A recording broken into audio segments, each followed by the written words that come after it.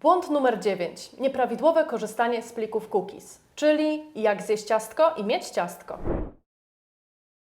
Wszyscy lubimy jeść ciasteczka, ale czy wszyscy wiemy, czym są ciasteczka wirtualne i jak z nich korzystać? W dzisiejszym odcinku przedstawimy Wam najczęstsze błędy związane ze stosowaniem plików cookies na stronach internetowych, a przede wszystkim z informowaniem o nich użytkowników. W plikach cookies zapisywane są informacje niezbędne do prawidłowego działania serwisów internetowych, w szczególności tych, które wykorzystują mechanizmy autoryzacji. Zadaniem takich plików jest zapewnienie poprawnego funkcjonowania strony oraz usług dostępnych za jej pośrednictwem. Umożliwiają również analizę aktywności użytkowników na stronie. Pliki cookies mogą mieć charakter sesyjny, obecne są w przeglądarce i urządzeniu do czasu opuszczenia strony, oraz charakter stały, pozostają w przeglądarce i urządzeniu według parametrów pliku lub do momentu ich ręcznego usunięcia i mogą być generowane lub aktualizowane, na przykład przy każdorazowej wizycie na stronie. Tyle o ciasteczkach pod kątem technicznym, a nas najbardziej interesuje, co ma z tym wspólnego RODO. Niektóre typy plików cookies zapisują informacje o użytkownikach, które pozwalają na identyfikację konkretnej osoby,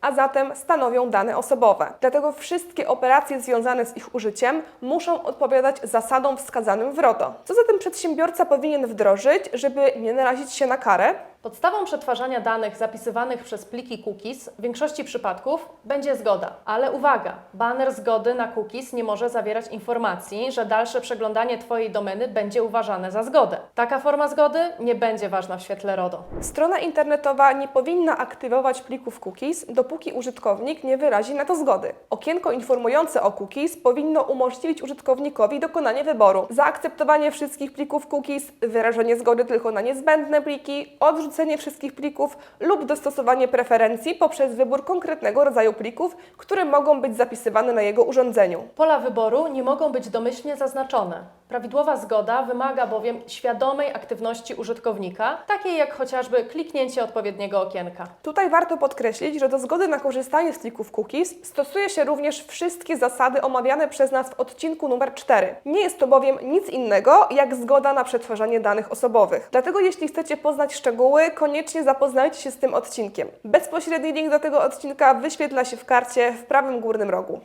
Jeżeli brak zgody na korzystanie z niektórych plików cookies powoduje również brak możliwości korzystania ze strony internetowej, czy też z niektórych jej funkcjonalności, użytkownik powinien być o tym wyraźnie poinformowany. Konieczne jest również podanie szczegółów na temat używanych plików cookies, takich jak rodzaj, cel używania, okres ważności, a także nazwa dostawcy, jeżeli korzystasz z plików cookies podmiotów trzecich, np. właścicieli serwisów Google czy LinkedIn. Pamiętajcie również, że jeżeli strona internetowa jest skierowana do polskich odbiorców, informacja o plikach cookies powinna być dostępna w języku polskim. Zwróćcie uwagę, że nieprawidłowo pozyskana zgoda będzie uznana za nieważną. Może więc dojść do sytuacji, w której przetwarzasz dane osobowe w sposób bezprawny. Takie działanie może narazić Cię na karę finansową. Dziękujemy za obejrzenie kolejnego odcinka z serii 10 błędów RODO. Zachęcamy do lajkowania i komentowania, jeśli materiał Wam się podoba. Zachęcamy też do subskrypcji kanału, by być na bieżąco. W kolejnym odcinku porozmawiamy o tym, jak komunikować się z osobami, których dane przetwarzamy.